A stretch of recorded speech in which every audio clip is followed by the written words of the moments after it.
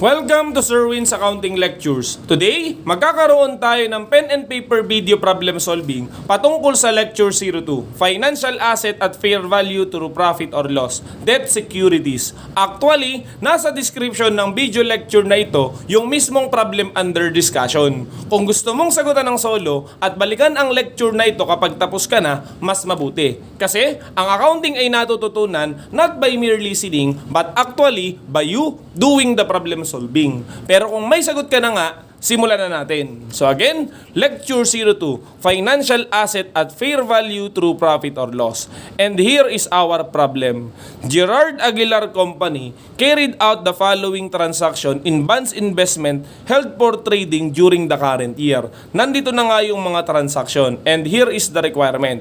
Prepare journal entries to record the transaction. So basically, pinapagawa lang naman talaga tayo ng journal entries pertaining to financial asset at fair value through profit or loss. Okay, na basically held for trading nga siya. Okay, so gawin na po natin. So noong July 2021, July 1, okay, here is our transaction. Purchase 5,000, 1,000 peso 12% bonds of Lea Erica Company at 104 plus accrued interest of 150,000. The bonds pay interest semi-annually on April 1 and October 1. So basically, nagkakaroon nga ng purchase of bonds dyan. So we are going to debit trading securities. Okay, kasi nga, through profit or loss siya. Okay? At ang sabi din, that is held for trading. Pero other than the bonds itself, nagbayad din tayo para sa accrued interest. That's why may i-debit pa tayong isang account title, yung accrued interest income, which is irreceivable. Sa pagkakataong ito, we are using asset method. Kasi actually, pwede rin naman na ang debit dito ay interest income. Pero sa ngayon, dito na lang tayo sa asset, sa receivable account. And basically, we are going to credit cash kasi nga namimili tayo. Ang tanong, magkano yung mga yan? Okay? Ang sabi sa problem, there are 5,000 bonds at 1,000 peso each. Okay? Na binili mo at 104. Okay? That is the quoted price na basically percentage yan. So times 104% or 1.04. Basically, that will be our bonds. Okay? So debit trading securities amounting to 5,200,000. Moreover, nagbayad ka din na nga ng interest. Okay? Sinabi na dun sa problem that the accrued interest is 150,000. So therefore, i-debit mo rin yan. Okay?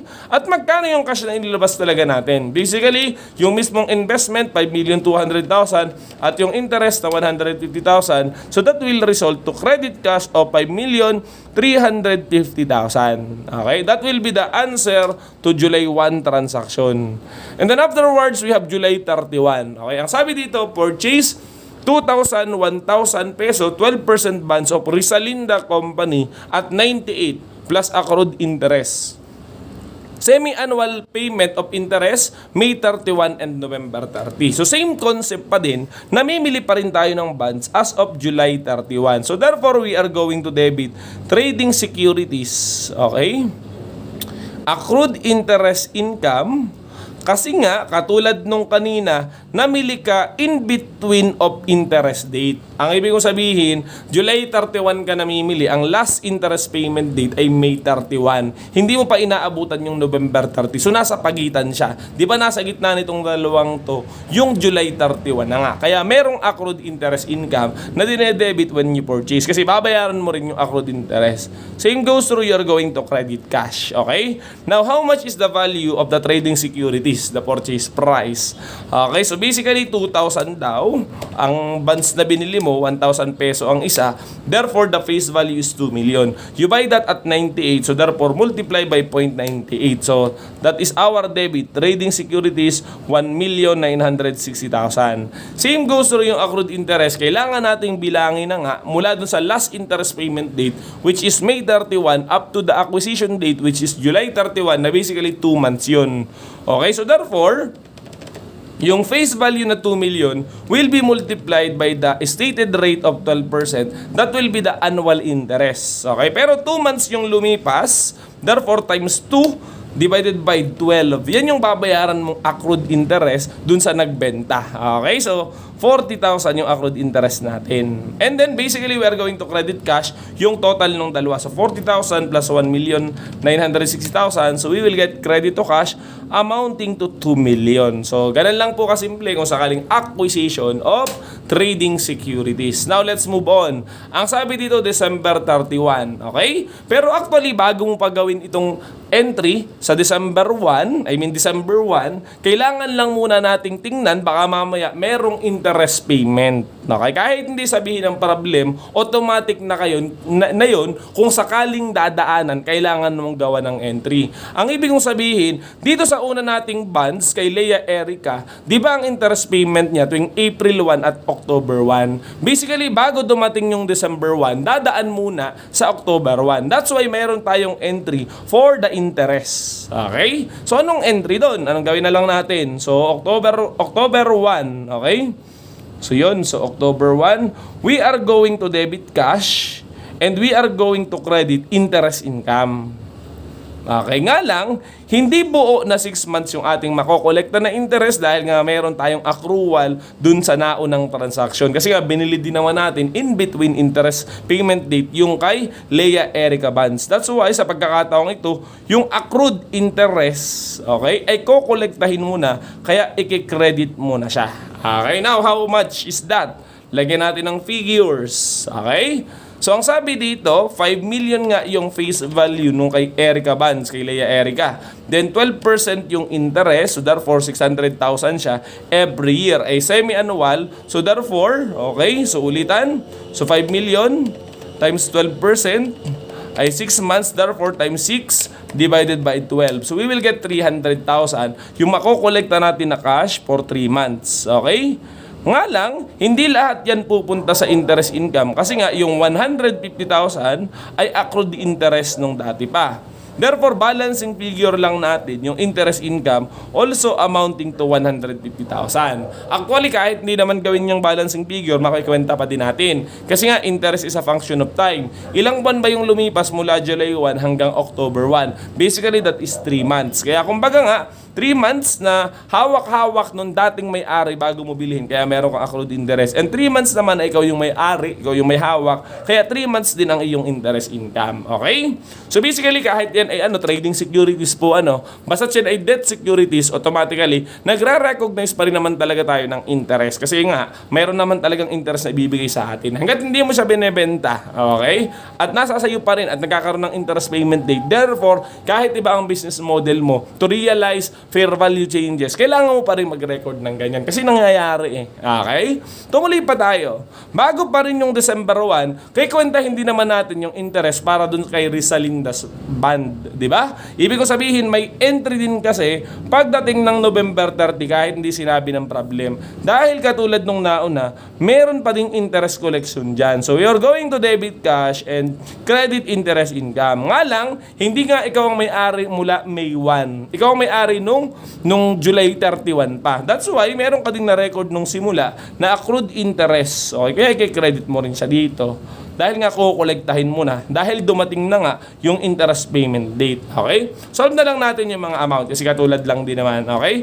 We have 2,000 bonds. Okay? Multiply by 1,000. So basically, ang face value niya nga ay 2 million. Na ang kanyang stated rate ay 12%. So multiply by 0.12. That will be the annual interest. And then, semi-annual transaction nga siya. Okay? Semi-annual, I mean yung payment ng interest. That's why multiply by 6 divided by 12. So basically, ang pang 6 months na interest na matatanggap mong cash, debit mo is 120,000. And then, alam naman natin na meron na tayong dinebit kanina na 40,000 na accrued interest. Na basically, siya yung tatanggalin natin dito. So we are going to credit accrued interest income amounting to 40,000. At yung ating totoong interest income, okay, 120,000 minus 40,000, that would be 80,000. Credit interest income. Pwedeng balancing figure. Pero kung ayaw mo naman, pwede rin naman natin bilangin kailan mo ba siya binili. July 31 at ngayon ay November 30 na. Ilang buwan yan? Okay, basically 4 months, di ba? Therefore, kwentahin mo yung interest pertaining to 4 months. Ang face value is 2 million.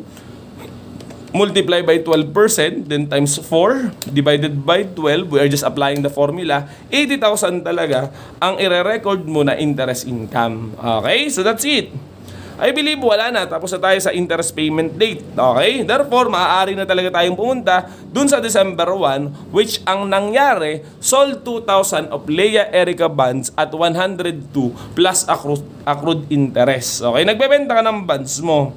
Okay, so basically, anong entry dyan? You are going to debit cash kasi makakatanggap ka naman talaga ng pera. And you are going to credit, okay, trading securities. Kasi basically, nagbebenta ka naman talaga. And you are going to credit interest income. Okay, why? Kasi sa moment na to, ikaw naman ang nagbebenta at ginawa mo siya in between of interest payment date. Ang ibig kong sabihin, December 1 mo binebenta ay ang interest payment date nga ay April and October sa point of view ni Leia Erica. Nasa pagitnan ka, di ba, dito on December 1 going to April. Okay, that's why may interest income ka naman. Mula nung last interest payment date, October 1, hanggang dun sa date of sale, okay, December 1. Gawin na lang natin. Okay, basically, mawawala daw ang iyong 2,000 bonds. So, at ang binili mo nung una ay 5,000 bonds. Therefore, 2/5 yung fraction. At kung naalala mo, ang cost ng bonds mo, yung na-record mo nung simula ay 5,200,000. Therefore, 5,200,000 multiply by 2 divided by 5, yan yung fraction ng binebenta mo. That's why, yan yung i-credit mo sa trading securities, 2,080,000. Okay? And then, meron ka ngang interest income. Okay? Na ang base nun is kung ilan pa rin yung binibenta mo. Yung face value nun, which is 2 million, multiply by the interest rate of 12%. Okay? So, 240,000 nga per year. Pero ilang buwan, mula nung last payment date, October going to December, October, November, 2 months. That's why 2 divided by 12. Okay? So, again, 240,000 times 2 divided by 12, yan yung ating accrued interest or yung interest na ikikitain mo na dahil binebenta mo na nga siya. Okay? Ngayon, magkano yung cash na tatanggapin mo? Okay? Ang sabi dito, binebenta mo nga kasi at 102. So, therefore, 2,000 times 1,000 peso per bond, di ba? So, 2 million na nga ang face value, binenta mo daw at 1.02. So, 2,040,000 mo ibinebenta. Okay? Nga lang plus accrued interest, therefore yung 2,040,000 yung selling price, i-add mo naman yung accrued interest na 40,000 na nga. So plus 40,000, yung total ng cash na natanggap mo is 2,080,000 at yun yung i-debit natin sa account title nga na cash. Okay? Nga lang hindi yan balance.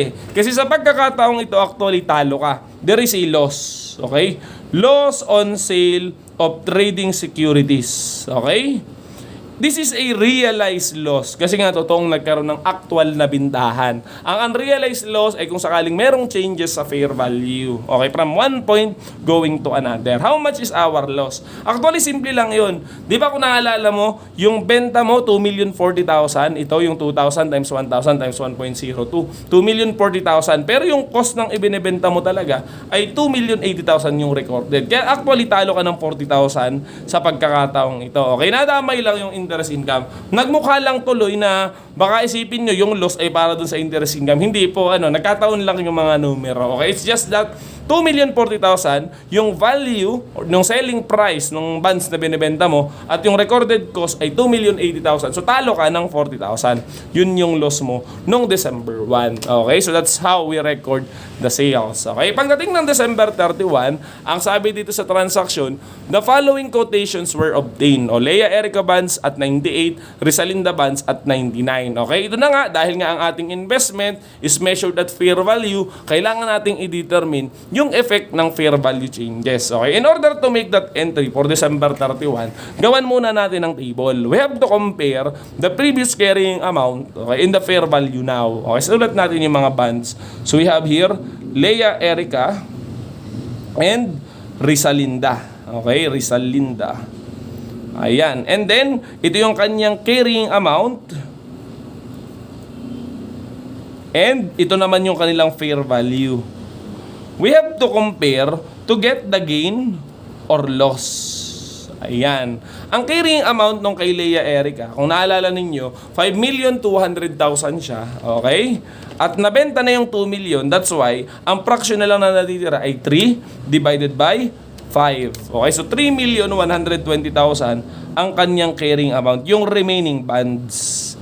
And then ito naman kay Rizalinda, ang record natin sa kanya is 1,960,000. So ilagay lang natin siya dyan. Okay? Therefore, the total carrying amount for the moment, okay, 3,120 plus 1,960,000 is basically 5,080,000. Yan yung ating total. Okay? At ngayon, ang sabi dito, ang fair value no kay Leia Erica ay 98. Basically, 3 million na lang kasi yung natitira natin. So, diretso na natin, multiply po natin ng 0.98. So, we will get the fair value now of 2,940,000. Okay? At yung kay Rizalinda naman, ang kanyang fair value ngayon ay 99. Okay? Ang kanya namang face value ay 2 million, di ba? 2 million times 0.99. Okay? So, we will get 1,980,000. Okay? So, ang total fair value is, i-add natin. So, plus 2,940 dun sa kay Rizalinda. So, we will get 4,920,000. Okay? And then afterwards, we have to determine how much is the gain or the loss. Okay? Yung kay Leia Erica, dating 3,120,000, naging ng 2,940,000. So, we have to compare. So, basically, bumaba siya ng 180,000. Okay, lagyan natin ng designation kung sakaling naka-negative, yan po ay loss. Bahala na kayo kung paano nyo i-present. Basta ang mahalaga, mayroon tayong designation. Okay? Sumababa kasi. Ngayon, ito naman kay Rizalinda, 1,960,000 dati, di ba? Ngayon ay 1,980,000 na. So basically, meron naman siyang gain na 20,000. So when we try to compare, okay, 180,000 na loss, at tapos 20,000 na gain, okay? So therefore, there is a 160,000 na loss. Yung pagbaba ng kanyang value, fair value. At yan yung nire-record natin pagdating ng December 31. Yung fair value changes. Basically, we are going to debit unrealized loss dash trading securities amounting to 160,000 and we are going to credit trading securities. Para makita nga, okay, yung changes sa fair value amounting also to 160,000. Okay? And then afterwards, kailangan pa din nating mag-record ng accrual. Kasi alam naman natin na yung ating ngang bonds ay mayroong interest. Kasi nga, debt securities ito. Okay? At hindi pa nagbabayad kasi hindi pa naman interest payment date. So, paano gawin yon? We are going to debit accrued, okay, interest income, and we are going to credit interest income. Okay? Interest, ayan na nga, income. Okay? So, basta interest yan. How much is that? So, basically, kikwentahin muna natin yung kay Leia Erica na ang natitira na nga lang na face value ay 3 million at ang interest rate ay 12%. So 360,000. Ngayon, ang last interest payment date na nga ay October 1. Ngayon ay December 31. Ilang buwan yung lumipas? October, November, December. So 3 months. So times 3 divided by 12. Yan yung accrued interest natin kay Leia Erica. 90,000. Okay? And then lastly, pinipilit lang po talagang pagkasyahin. Ganon din naman pagdating kay Rizalinda. Meron pa din tayong accrued interest. So, debit accrued interest income. Okay? And credit interest income. Ayan. Paano siya kwentahin? Katulad lang din naman. Kukunin natin yung kanyang face value and that is yung 2 million multiply by interest rate which is 12%. At ngayon, kailan ang last interest payment date? Di ba November 30? And that is from November 30 to December 31, that is 1 month. So therefore, 240,000 times 1 divided by 12. So we will get 20,000 naman ang accrued interest para dun kay Rizalinda's bonds. Okay, so what can we say? Kung sakaling ang trading securities mo ay debt at nagkakaroon ng interest, payment, accrual, katulad pa din naman nung alam na natin dati pa, na kailangan talaga nating i-record yung mga yon, okay? And dahil nga siya ay trading securities, we recognize changes in fair value at year-end, okay? Pwede rin namang every interest payment date, pero much better kung sakaling year-end kasi nga mas simple nga siya, okay? So I believe natapos po natin yung problem, nasagutan na siya. So yun lamang at maraming salamat.